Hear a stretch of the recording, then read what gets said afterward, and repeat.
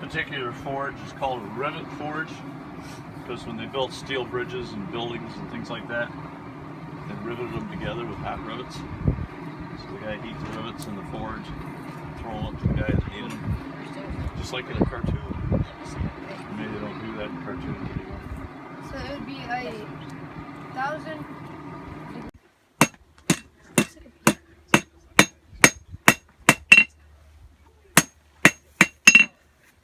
I temper them on a car spring. The car spring in there, put the knife so that the sharpened edge is up, and you watch it. You've got it shined up and you watch it. And the colors, see colors on that? Yeah. Okay, those colors will run. And when the part you want tempered, to the degree you want it tempered at, is straw colored. So straw color is good for a knife because it's not super hard. You don't want a knife blade super hard.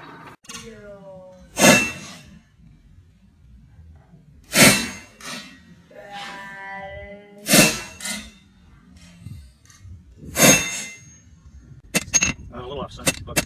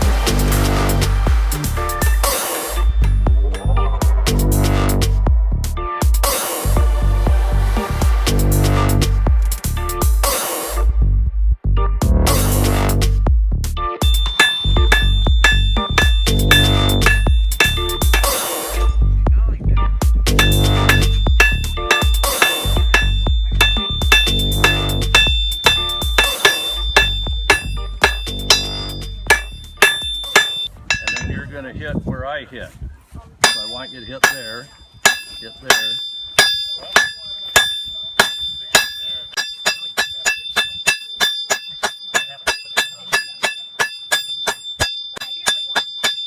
Okay, I'm moving up it. And I'm moving down it towards you. I'm moving my way again.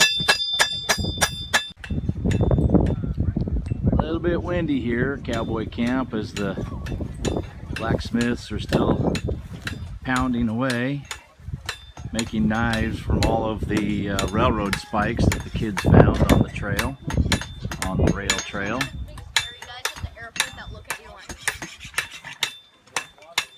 you're stealing something?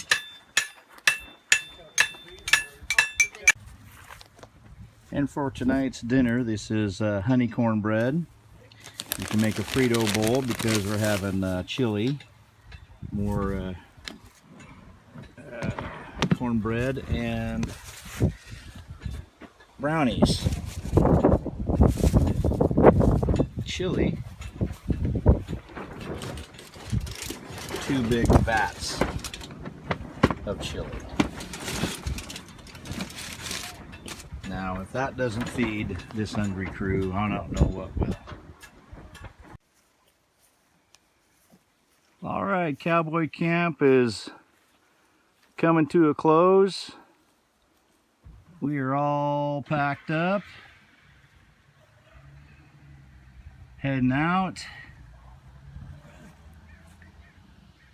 and all we got left to do is just a little cleanup, and that's it. Sherpa duties are almost done. Well, this is the end of the trail. I've got everything taken off the truck. Barbecuer is ready for show up here, and they won't be here for probably another 2 hours. But everything is off. The sun has actually came out after a brief rain, but I've got a little bit of a hazmat in the back of the trailer. Smelliest underwear you ever did see or smell. Some shorts. That's nasty. And oh, lovely. Another delicious pair of underwear for me. A sweaty sock and another deliciously awesome pair of underwear. None of them my size, but entirely disgusting. I hope I can hold my breath long enough. I don't even want to touch my phone after touching those. Well, as I sit here after the the trail is done, haven't shaved the whole trip. Well, I haven't showered either, but I did take a dip in the water. But as an after action, I think it'd be kind of cool to, and maybe get a few more adults on this trip, if as staff, if maybe we had shirts for the adults that says I survived being a Sherpa for the 50 mile or something like that. I don't know. But anyway, I got everything set up because we don't have a shelter. So we'll be taking over the corner of Alexander Park's parking lot and making it happen. I guess all of the bikers just crossed Spooner Road, which is the halfway point. It's just at 11 o'clock, so they should be in here by 1. And hopefully Gary is going to tell me that everybody is past the halfway point to Spooner Road, at least the hikers. And so they'll be done hopefully in about 2 hours, 2 to 3, hopefully. So all is well here, and love this trip. Good times.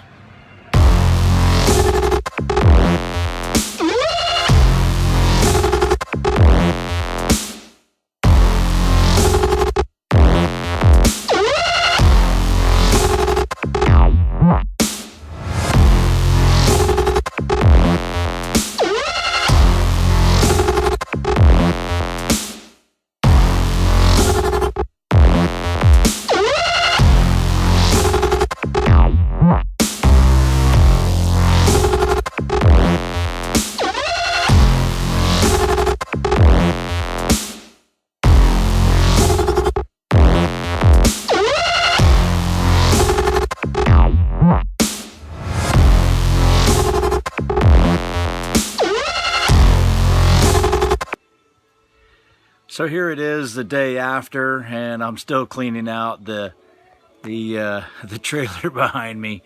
I've got most of it so I could actually see the floor again.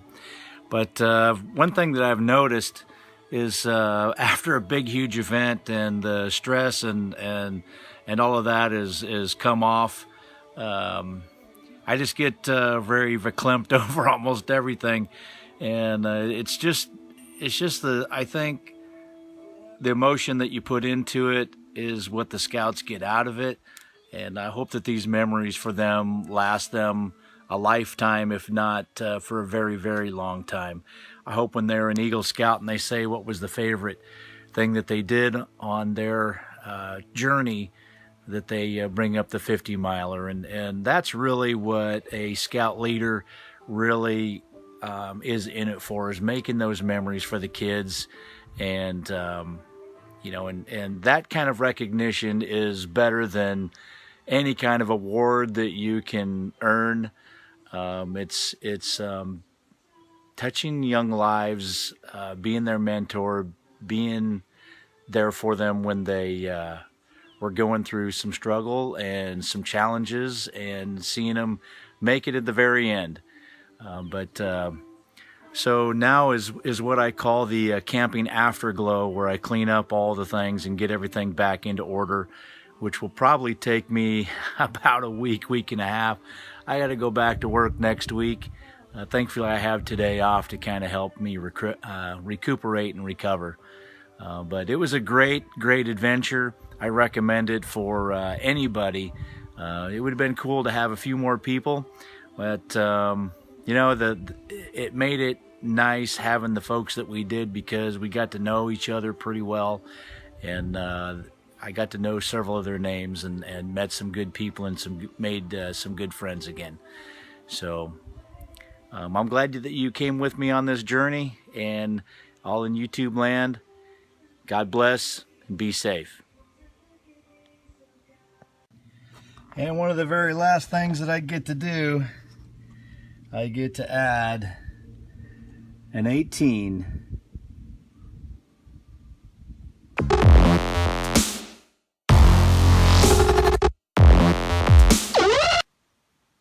As you might be aware from some of my previous videos, each patch that I designed does have some significance behind it. And I want to point out that this has the Smiley Schmidt Trail on it, even though it's the Willapa Trail. These are the two guys that designed this hike years ago, probably 20 years ago. And I inherited all of their information, and I tried to improve it.